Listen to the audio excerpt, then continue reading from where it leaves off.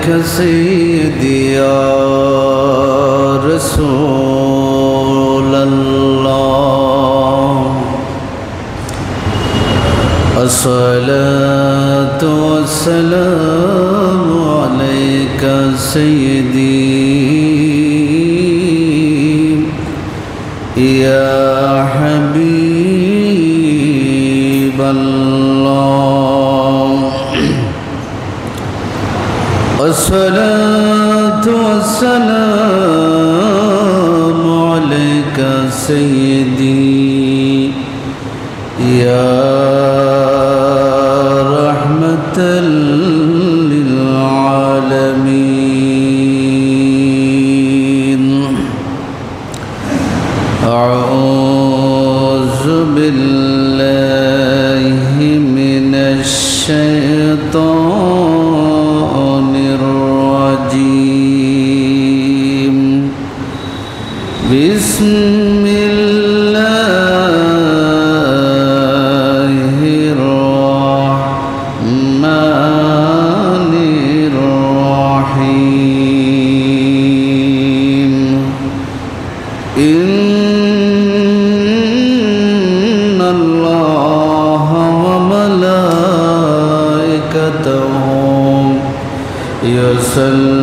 يصلون على النبي يا أيها الذين آمنوا صلوا عليه وسلموا تسليما صلى الله على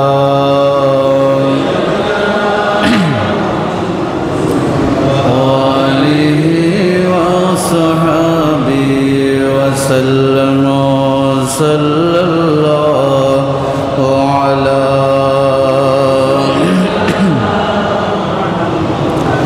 آله وصحبه وسلم صلى الله على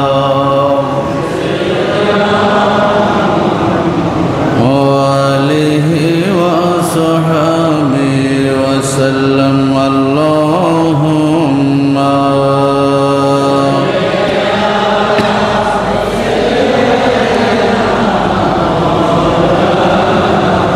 محمد وعلى آل سيدنا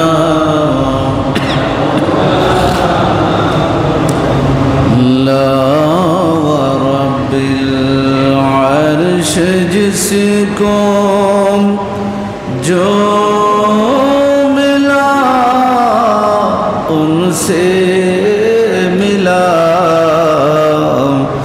बचती है कौनैनों में नेमत रसूलुल्लाह की अल्लाहुम्मा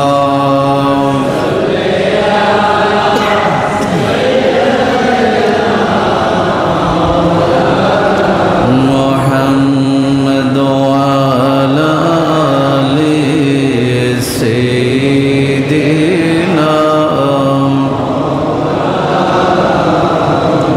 अर्श हक़ है मुस्नद रिफ़अत रसूलुल्लाह की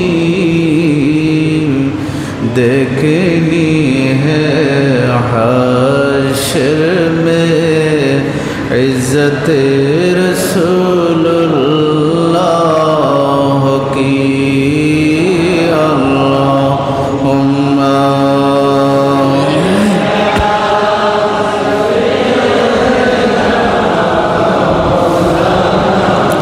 मुहम्मद वाला आले सय्यिदना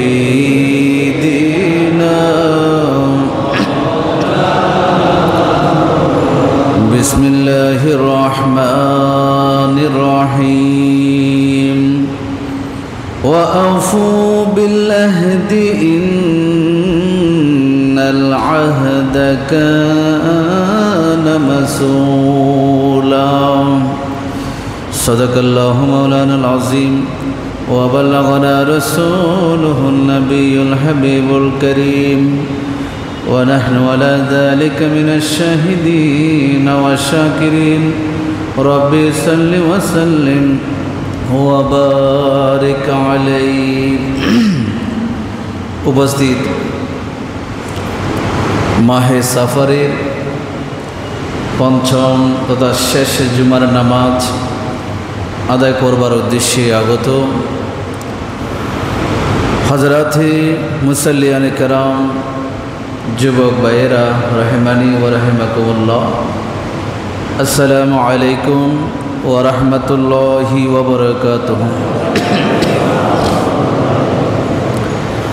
মহান রব্বুল আলামিনের পবিত্র দরবারে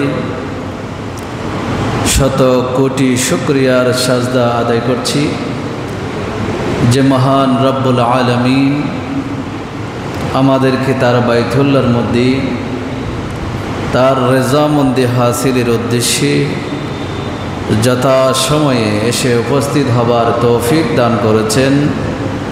শুকরিয়া আদায় করে আমরা একবার বলি আলহামদুলিল্লাহ। সম্মানিত উপস্থিতি, আজকে ঈমানের 70 শাখার 32 নম্বর শাখা ওয়াদা পূরণ করা, অঙ্গীকার পূরণ করা, এটা ঈমানের অন্যতম 32তম শাখা। এ বিষয়ে কিছু কথা আপনাদের সামনে বলবো। আল্লাহ পাক রব্বুল আলামিন আহকামুল হাকিমিন আমাদেরকে যেন আমাদের জীবনে যত ওয়াদা আছে সেগুলো যেন পূরণ করতে পারি, আল্লাহ আমাদেরকে তৌফিক দান করুন। সকলে বলে আমিন। মানুষকে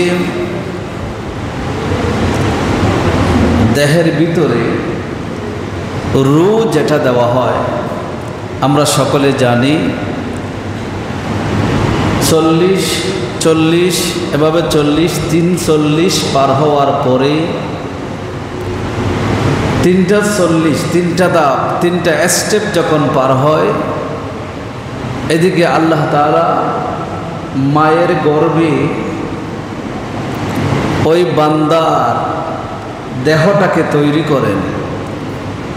40 করে 3টা স্টেপ যখন পার হয়ে যায়, পূর্ণ হয়, তখন আল্লাহ তাআলা আলমে আরওয়াহ থেকে রূহটা মায়ের গর্ভে স্থাপন করেন। জোরে বলে সুবহানাল্লাহ। মানুষ যখন মারা যায়, এই রূহটা আবার চলে যায়। দেহটা দুনিয়াতে তৈরি হয়েছিল, সেই দুনিয়াতেই থেকে যায়। রূহটা চলে যায়। এটা নেককার বান্দার রূহ হলে তার শরীর থেকে মেশক আম্বরের সুগন্ধি বের হয়।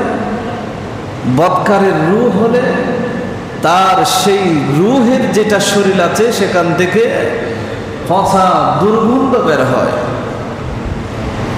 এই জন্য আলা ইল্লিয়িন, সিজ্জিন, যে জান্নাত এবং জাহান্নামের কথা আছে, সেই রূহের সাথে সেগুলো সম্পর্কিত। এই রূহ যেটা জগৎ আছে, মায়ের গর্ভে আসার আগে সৃষ্টির শুরু থেকে এ পর্যন্ত যারা এসেছে এবং যারা আসবে, আমরা সবাই রূহের জগতে ছিলাম, আমরা সকলে জানি।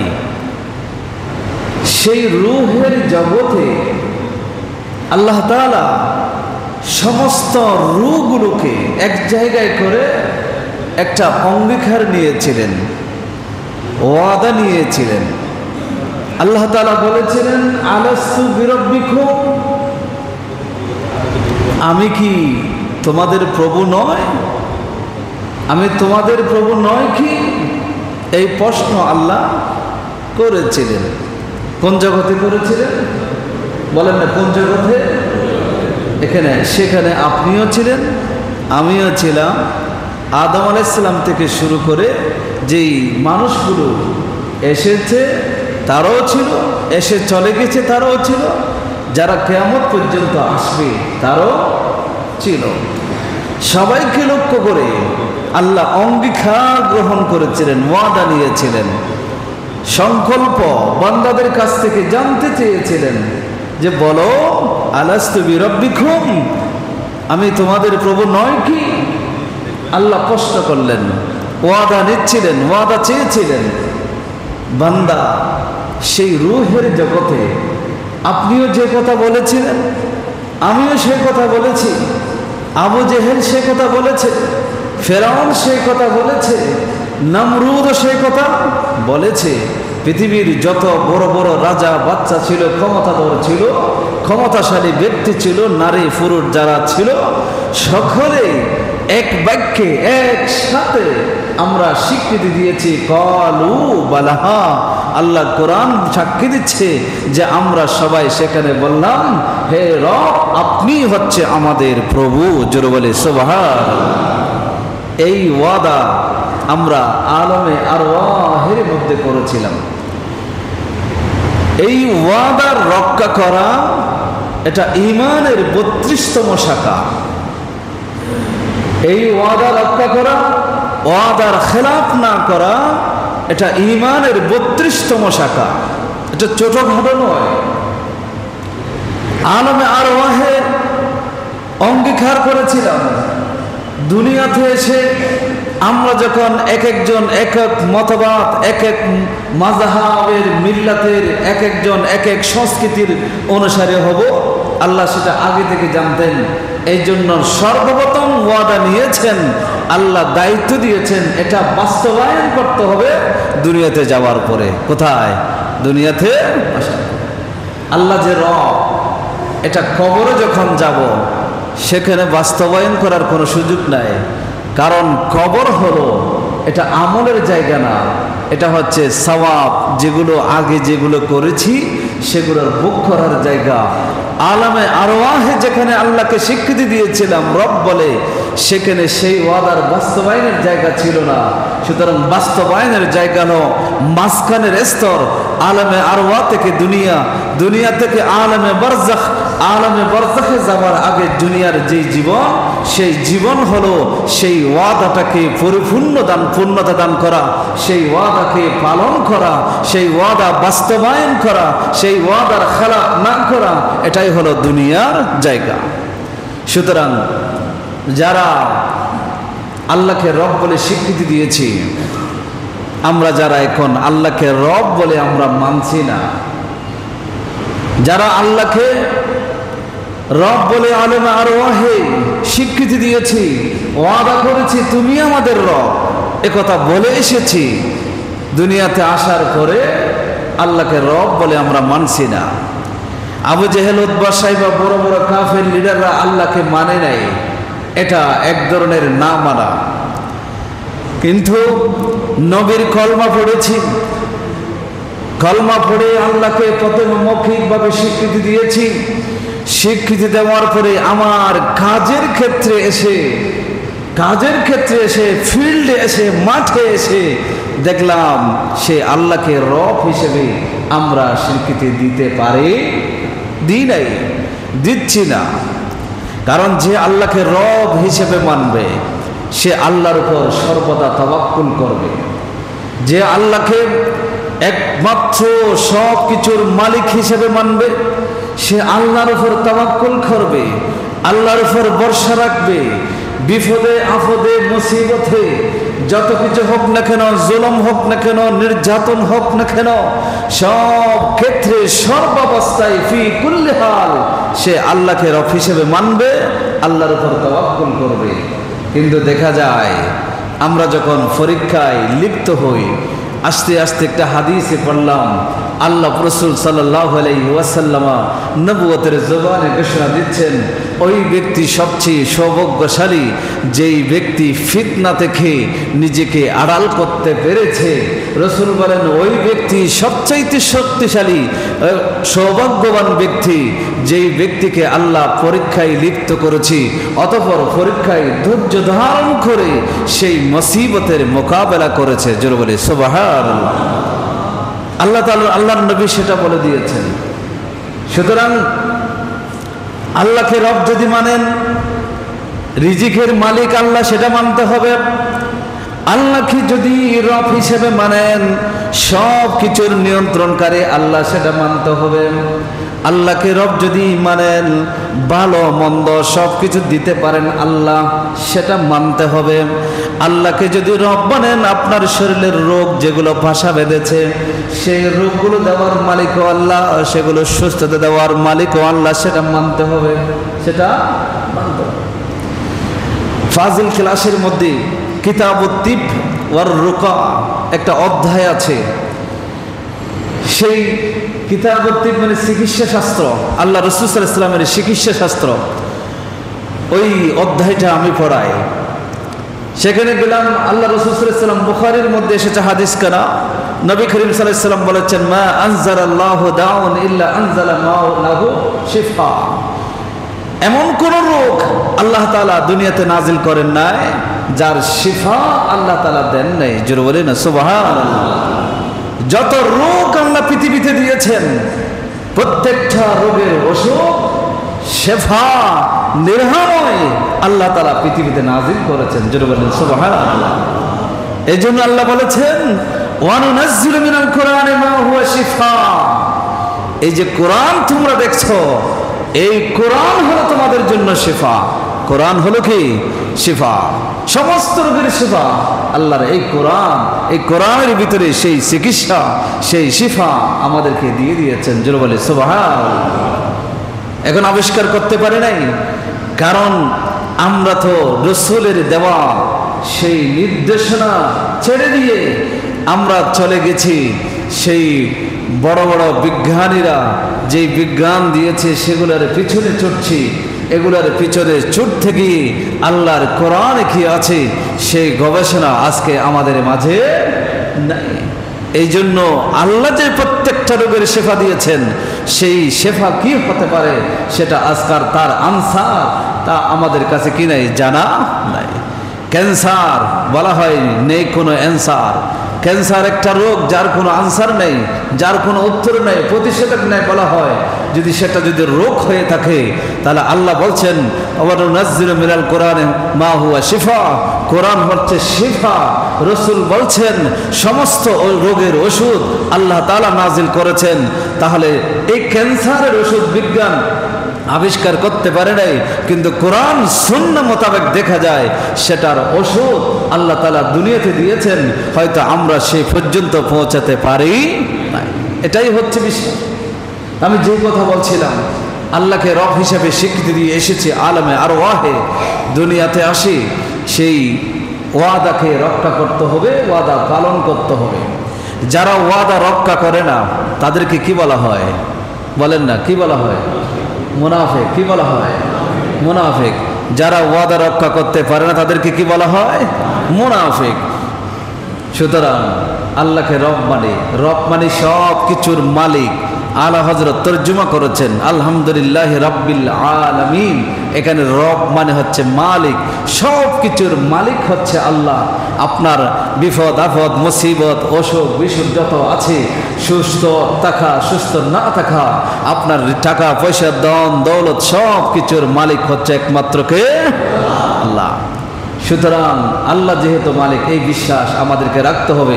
এটা যদি রাখতে পারি, তা আল্লাহকে যে রব হিসেবে ঘোষণা দিলাম সেটা বাস্তবায়ন হবে।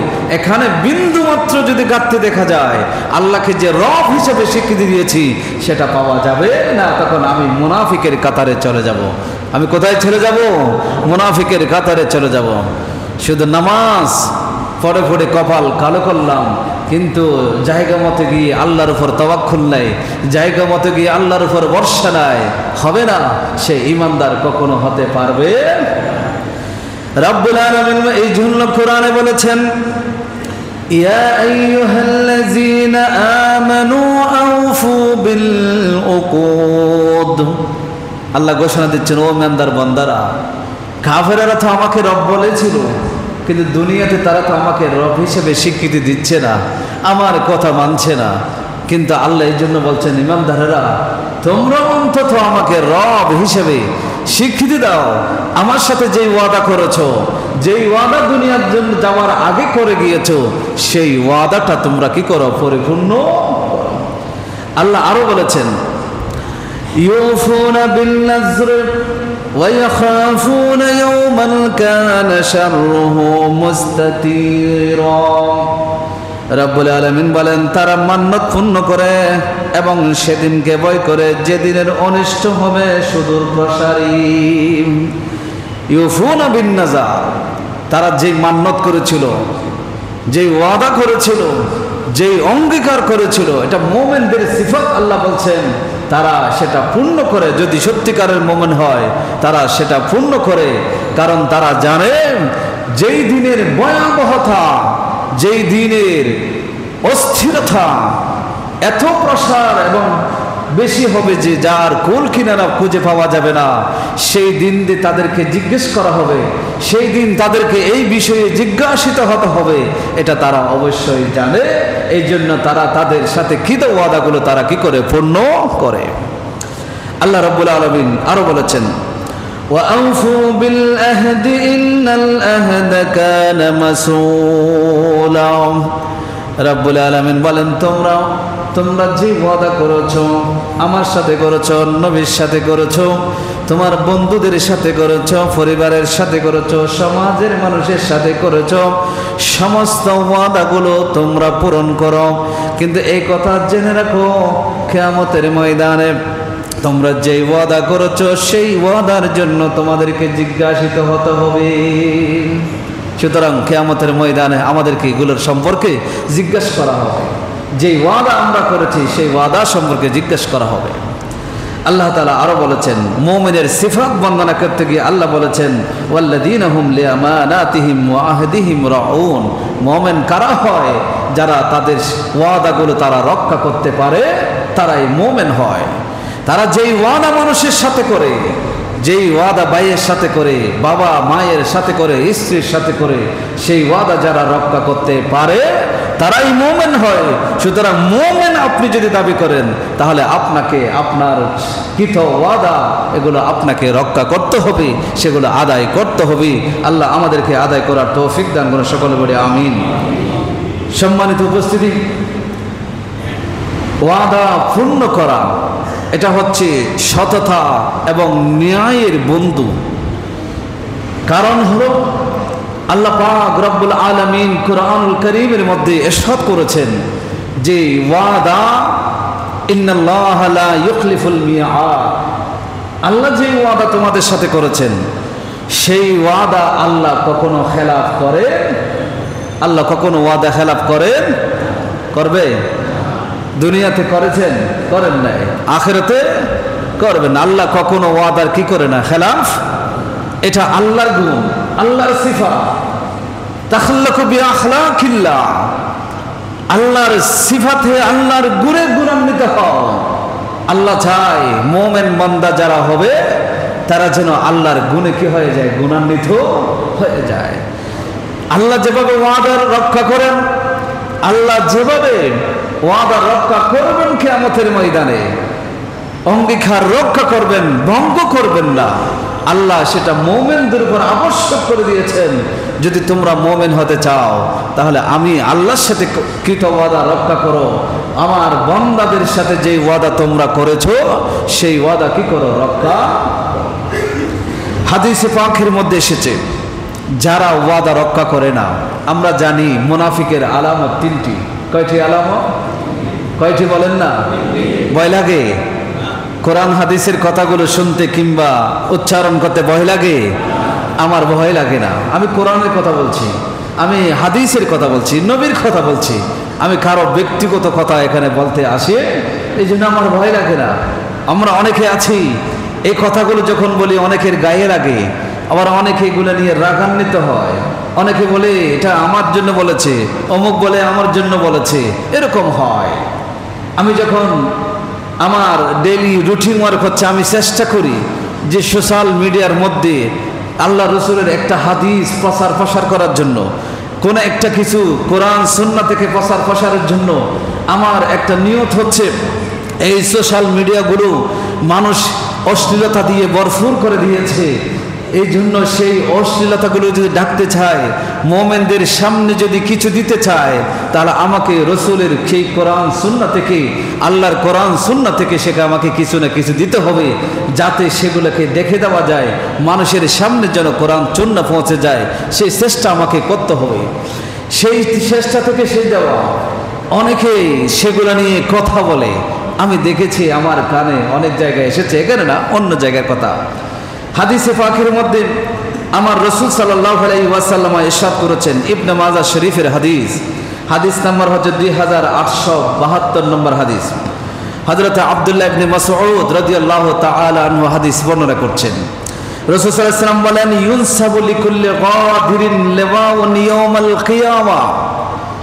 যারা আজকে দুনিয়াতে ওয়াদা করার পরে ওয়াদার খেলাফ করছে, অঙ্গীকার করার পরে অঙ্গীকার ভঙ্গ করছে, স্ত্রীকে বিবাহ করার সময় যে অঙ্গীকার আপনি করেছেন, বিবাহ করার পরে আপনি সেই অঙ্গীকার ভঙ্গ করছেন, সন্তানের উপরে যেই দায়িত্ব এটা আল্লাহর পক্ষ থেকে আপনার জন্য অঙ্গীকারের মতো, সেটা আপনি ভঙ্গ করছেন, মা বাবার প্রতি যে দায়িত্ব, সেই দায়িত্ব পালন না করে মা বাবাকে বৃদ্ধাশ্রমে পাঠিয়ে আপনি অঙ্গীকার ভঙ্গ করছেন, আপনার ব্যবসায়িক লেনদেনের ক্ষেত্রে যেই দায়িত্ব, সেই দায়িত্ব পালন না করে আপনি অঙ্গীকার ভঙ্গ করছেন, সামাজিকভাবে আপনি অঙ্গীকার ভঙ্গ করছেন, রাজনৈতিকভাবে ভঙ্গ করছেন, দেশ পরিচালনা করতে গিয়ে ভঙ্গ করছেন, সর্বক্ষেত্রে যেই অঙ্গীকার আমরা ভঙ্গ করছি, সেগুলোর ব্যাপারে আল্লাহ রাসূল সাল্লাল্লাহু আলাইহি ওয়াসাল্লাম বলে দিয়েছেন, যারা অঙ্গীকার ভঙ্গ করে তাদের আলামত হচ্ছে, তারা তো মুনাফিকের আলামত তার ভিতরতে আছেই। কিয়ামতের ময়দান যখন সংগঠিত হবে, আল্লাহ পাক রব্বুল আলামিন হাকামুল হাকিমিন কিয়ামতের ময়দানে একটা ঝান্ডা, একটা পতাকা তার জন্য স্থাপন করে দিবেন। লিকুল্লি গাদিরিন, আমরা যখন মানুষ গাদ্দারি করে গাদ্দার বলি, এই গাদ্দার শব্দটা কিন্তু আরবি থেকে এসেছে, গাদের শব্দ থেকে গাদ্দার বলি। গাদ্দার অহংকার যারা প্রদর্শন করে, উদ্ধত আচরণ যারা করে, তাদেরকে আমরা গাদ্দার বলি। এই শব্দটা হাদিসের গাদের এই শব্দ থেকে এসেছে, গাদের, গাদ্দার।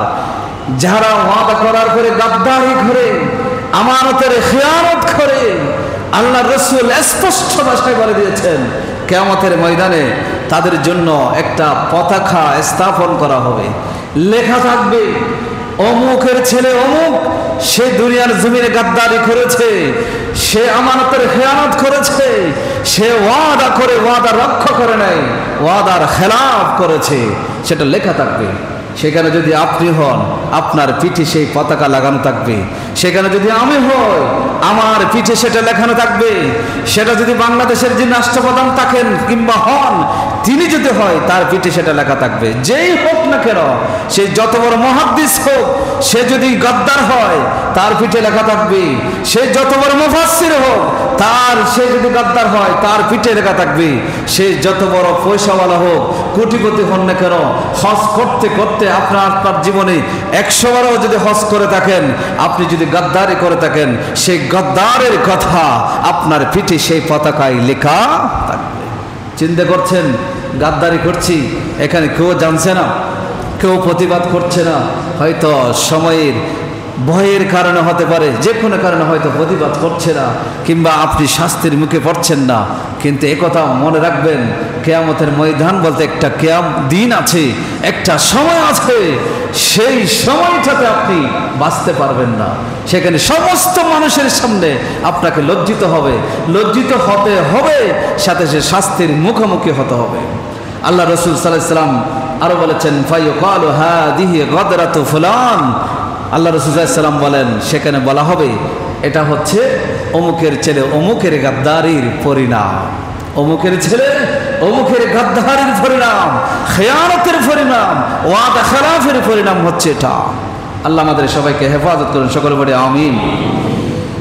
আল্লাহর নবী আরো বলেছেন, وعن أبي سعيد الخدري رضي الله تعالى عنه قال قال رسول الله صلى الله عليه وسلم ألا إنه ينسم لكل قادر لواء يوم القيامة بقدر قدرته।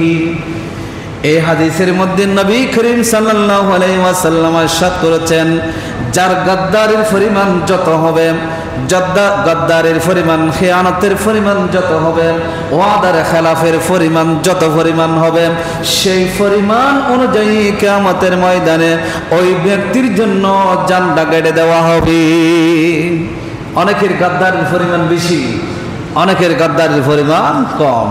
যে যে জায়গায় আছি, ছোট হোক আর বড় হোক, ছোট হলে ছোট হবে, বড় হলে বড় হবে, কিন্তু পরিণতি সবাইকে কি করতে হবে? ভোগ করতে হবে।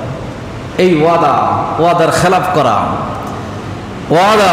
ওয়াদার খেলাফ করা, এটা আল্লাহ কখনো সহ্য করবেন না। কারণ আল্লাহর সিফাত, এটা নবীর সিফাত। আল্লাহ রাসূল সাল্লাল্লাহু আলাইহি ওয়াসাল্লাম কাছে আমানত ছিল। কাফেরেরা দারুন নদওয়া হানায় খাবার বৈঠকে বসেছে। মুহাম্মদকে আজ রাতের মধ্যে বিদায় করে দিতে হবে পৃথিবী থেকে, আজকে বিদায় করে দিতে হবে। তারা কেউ বাড়িতে যায় নাই, সমস্ত গোত্র থেকে একজন একজন করে সবাই বসা আছে। রাত যখন গভীর হবে, আমরা মুহাম্মদের ঘর চতুর্দিকে ঘিরে ফেলবো। সকাল হলেই মুহাম্মদকে দুনিয়া থেকে কি করে দিব? বিদায় করে দিব। জোরে বলি নাউযুবিল্লাহ। আমরা সকলে জানি সেই ঘটনা। এই দিকে আল্লাহ তাআলা হিজরত করার হুকুম করলেন, নবী আপনি মক্কায় আর থাকবেন না, আপনি মদিনায় চলে যান। হিজরতের সময় ঘনিয়ে আসলো। আল্লাহ রাসূল সাল্লাল্লাহু আলাইহি ওয়াসাল্লাম হযরত মাওলা আলী শেরে খোদা রাদিয়াল্লাহু তাআলা আনহুকে ডাকলেন, আই আলী, কাফেররা তো আমাকে মেরে ফেলার চক্রান্ত করেছে, আজকে রাতেই তারা আক্রমণ করবে, কিন্তু সেই কাফেরদের কিছু আমানত আমি রাসূলের কাছে আছে। জোরে বলেন না সুবহানাল্লাহ। কেমন রাসূল? সেই কাফেরদের আমানত আমি রাসূলের কাছে আছে, আমি আজকে চলে যাব, কিন্তু তাদের আমানত তো তাদের কাছে ফেরত দিতে হবে। অথচ তারা কাফের। তারা কি কাফের? তারাই ষড়যন্ত্র করছে, মুহাম্মদকে মেরে ফেলবে, আজকে দুনিয়া থেকে বিদায় করে দিবে রাসূলকে। অথচ রাসূল চিন্তা করতেছেন তাদের আমানত আমি নবীর কাছে আছে, সেই আমানত তাদের কাছে ফেরত দিতে হবে। যেমন কথা তেমন কাজ। আলীকে বললেন, ধরো আমার আমানতগুলো বুঝে নাও, কাল যখন সকাল হবে তুমি সেই আমানত এই কাফেরদের ঘরে ঘরে গিয়ে আমার কাছে রেখেছিল, তাদের আমানত তাদের কাছে পৌঁছে দিবা। জোরে বলে সুবহানাল্লাহ। চিন্তা করেছেন? মৃত্যু চতুর্দিকে ঘিরে ধরেছে। কাফেররা, মুসলমান তো মাত্র 40-50 জন মুসলমান। এই মুহূর্তে মৃত্যু চতুর্দিকে ঘিরে ধরেছে। সাহায্য করার জন্য কোনো মুসলমান এগিয়ে আসতে পারছে না। সাহায্য করার জন্য কেউ নেই, অর্থ নাই, তরবারি নাই, অস্ত্র নাই, কিছু নেই। এমন এক মুহূর্তেও আল্লাহ রাসূল সাল্লাল্লাহু আলাইহি ওয়াসাল্লাম মক্কা ছেড়ে মদিনায় চলে যাবেন। চিন্তা করতেছেন যে কাফের যারা আমাকে মারতে চাচ্ছে তাদের আমানত তো আমি রাসূলের কাছে, সেই আমানতের খেয়ানত আমি করতে পারবো না, সেই আমানত তাদের কাছে ফিরে দিতে হবে। আমানতের গুরুত্ব কতটুকু সেটা বুঝেন। এই জন্য আল্লাহ রাসূলকে বলা হয় আমিন, আস-সাদিকুল আমিন, বিশ্বস্ত সত্যবাদী একজন রাসূল বলা হয়। জোরে বলেন সুবহানাল্লাহ। আমার রাসূল কি শিক্ষা দিয়েছেন আমাদেরকে, আর আমরা কি করছি? আমরা কোন পথে আছি? আজকে মাহে সফর শেষের দিকে, 25 তারিখ থেকে মাহে রবিউল আউয়াল সম্ভবত শুরু হবে। এই মাহে রবিউল আউয়াল শুরু হলে আমাদের দেশে আমরা মিলাদুন নবী উদযাপন করি। যেভাবে পারে সেভাবে আমরা উদযাপন করি, কোনো অসুবিধা নেই। কিন্তু সেই মিলাদুন নবী আমরা উদযাপন করতে গিয়ে আমরা কি করছি? বিভিন্ন সিরাতুন নবী উদযাপন করছি। সেটা উদযাপন করতে গিয়ে আমরা ভাইরাল সেই বক্তাগুলোকে দাওয়াত দিয়ে ইমানের যেই কিঞ্চিত পরিমাণ ইমান আমাদের ভিতর থাকে, অনেক সময় সেটা পর্যন্ত ওই ভাইরাল বক্তার কাছে রেখে বাড়িতে ফিরে যাচ্ছি। এগুলো আমরা চিন্তা করি না। হাদিস মুসলিম শরীফের হাদিসে এসেছে, এগুলো যখন পড়ি তখন চিন্তিত হই, পেরেশানি হই, কেন এই অবস্থা? রাসূলুল্লাহ সাল্লাল্লাহু আলাইহি ওয়াসাল্লামের হাদিস আব্দুল্লাহ ইবনে আমর ইবনুল আস রাদিয়াল্লাহু তাআলা আনহু তিনি বর্ণনা করছেন, ইন্না ফিল বাহরি শায়াতিনাম মাসজুনা, যে বড় বড় সাগর আছে সেই সাগরের মধ্যে বন্দি করা, সিজিন মানে জেলখানা, মাসজুনা বন্দি অবস্থায় শয়তানগুলো সেখানে রয়েছে, সাগরে রয়েছে, সাগরে বন্দি অবস্থায় শয়তানগুলো রয়েছে। এগুলো বন্দি কে করেছিল? আল্লাহ রাসূল সেটা বলেছেন, আওসাকাহা সুলাইমান, সেগুলোকে বন্দি করেছিল হযরতে সুলাইমান আলাইহিস সালাম, আল্লাহর নবী তিনি বন্দি করেছিলেন। ইউশিকু আন তাখরুজা ফাতাকরাউ আলান নাস কুরআনা, রাসূল বলছেন এই শয়তানগুলো সেখান থেকে বেরিয়ে আসবে। আমার আশঙ্কা হচ্ছে সেখান থেকে বেরিয়ে এসে তারাও তোমাদের মতো পোশাক আশাদি পরে তোমাদের মতো কোরআন তেলাওয়াত করবে। জোরে বলি নাউযুবিল্লাহ। বুঝতেছেন?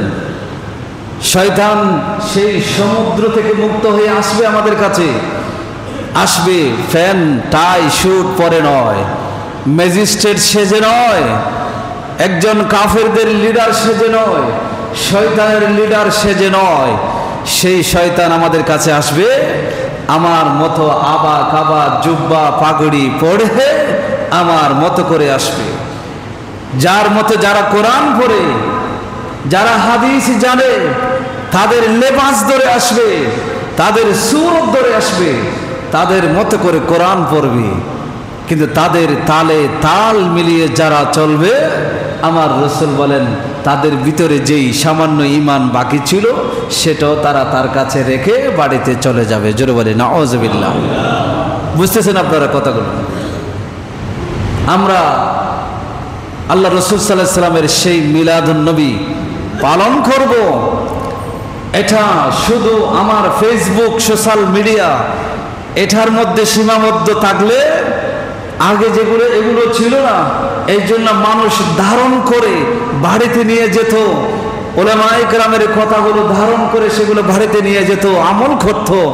আজকে সেগুলো মিডিয়ায় থাকার কারণে সেই উলামায়ে কেরামের ওয়াজগুলো আজকে লোকেরা, শ্রোতারা, মুসল্লিরা সেগুলো ধারণ করে না। সেখানে বরঞ্চ ভিতরে যা আছে সেগুলোর মধ্যে হলদ মলদ করে মিশ্রিত করে সেগুলোর মধ্যে সন্দেহ তৈরি করে বাড়িতে চলে যায়। এই জন্য এই ডিজিটালাইজের কারণে আমাদের ঈমানের যে 12টা বেজে যাচ্ছে সেদিকে আজকে আমাদের কি নাই খেয়াল। আল্লাহ আমাদের সকলকে বোঝার তৌফিক দান করুন, সকলে বলি আমিন। রাসূল সাল্লাল্লাহু আলাইহি ওয়াসাল্লাম আরো স্পষ্ট করে দিয়েছেন, ইউসাল্লুনা মাআকুম ফি মাসাজিদিকুম, মাজমাউজ জাওয়াইদের হাদিস। এই সমস্ত শয়তানগুলো তোমাদের সাথে তোমাদের মসজিদে নামাজ পড়বে। ইউসাল্লুনা মাআকুম ফি মাসাজিদিকুম, স্পষ্ট ইবারত, মসজিদে তোমাদের সাথে নামাজ পড়বে। ওয়া ইয়াকরাউনা মাআকুমুল কুরআনা, তোমাদের সাথে তারা কোরআন পড়বে। ওয়ায়ুজাদিলুনাকুম ফিদ্দীন, তারা দ্বীনের ব্যাপারে তোমাদের সাথে ঝগড়ায় লিপ্ত হবে। তুমি যখন কিছু করবা তখন বলবি এটা বেদাত, এটা নাজায়েজ, এটা এভাবে করো, এভাবে করো, আগে ছিল না, এমন ছিল না, ইত্যাদি যে ফিতনাগুলো এসেছে, এই ফিতনাগুলো আগে বাইরে ছিল, সেগুলো মসজিদে ঢুকে গেছে, নামাজের ভিতরে ঢুকে গেছে, নামাজের রুকুতে, সিজদায়, তাকবীরে তাহরিমায়, তেলাওয়াতে, এগুলো সব ঢুকে গেছে। আল্লাহ রাসূল সাল্লাল্লাহু আলাইহি ওয়াসাল্লাম বলেছেন সেগুলো আস্তে বাস্তবে মিল পাওয়া যাচ্ছে। রাসূল সাল্লাল্লাহু আলাইহি ওয়াসাল্লাম বলেন, ওয়া ইন্নাহুম লাশায়াতিনু ফি সূরাতিল ইনসান, এই সমস্ত মানুষগুলোকে আল্লাহ রাসূল সাল্লাল্লাহু আলাইহি ওয়াসাল্লাম মানুষের সূরতে, এরা সবাই শয়তান, এরা সবাই শয়তান। এটা আমার কথা নয়, কার কথা? আল্লাহ রাসূলের কথা। জানতে যদি চান, মাজমাউজ জাওয়াইদের মধ্যে আল্লামা নুরউদ্দিন হাইসামি রাহমাতুল্লাহ আলাইহি হাদিস বর্ণনা করেছেন। এটা তাবরানী শরীফের মধ্যে এসেছে, খতিব বাগদাদি রাহমাতুল্লাহ আলাইহি বর্ণনা করেছেন, ইমাম দাইলামি মুস্তাদুল ফেরদৌসের মধ্যে বর্ণনা করেছেন, অনেকগুলো কিতাবের মধ্যে হাদিস এসেছে এবং মুসলিম শরীফের মধ্যে হাদিস এসেছে। সিহাতুত তার অন্যতম কিতাব এই কিতাবে এসেছে। তা আমি অনুরোধ করব, আমরা আল্লাহ রসুলের সাথে ওয়াদাবদ্ধ, আল্লাহর সাথে ওয়াদাবদ্ধ, সেই আল্লাহর সাথে ওয়াদাবদ্ধ, আল্লাহর দিন আমরা সঠিক পথে থাকবো, আল্লাহর দ্বীনের বিধানগুলো মানব, আল্লাহর সাথে যেই ওয়াদা করি সেগুলো পালন করব। নবীর সাথে ওয়াদাবদ্ধ, নবীর হাতে হাত রেখে বায়াত গ্রহণ করেছে সাহাবায়ে কেরাম, সেই সাহাবায়ে কেরামের মাধ্যমে ইসলামে কেন এসেছে, যার মাধ্যমে আমি কলমা পেয়েছি, সেই ব্যক্তির মাধ্যমে আমি রসুলের হাতে বায়াত গ্রহণ করেছি।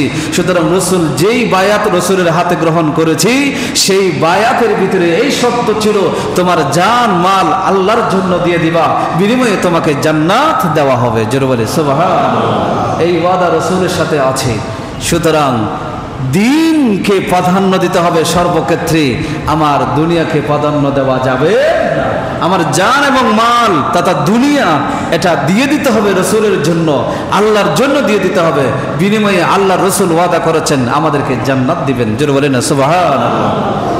সুতরাং সময় তো অনেক কম, অনেকগুলো কথা আছে, সময় হলে ইনশাআল্লাহ সামনে বলবো।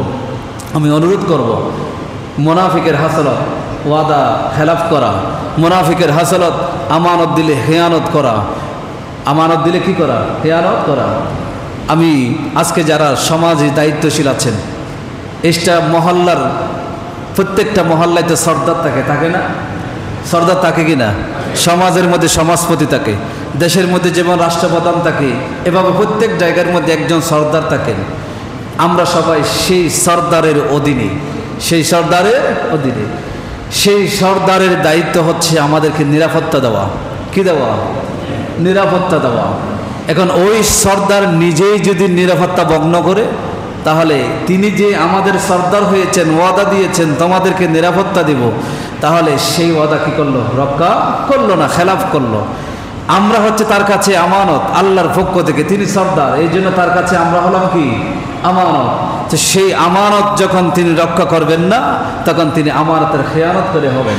তো এখন আমানতের খেয়ানতকারী হলে, ওয়াদা খেলাফকারী হলে কি হবে, এটা তো আপনারাই ভালো জানেন।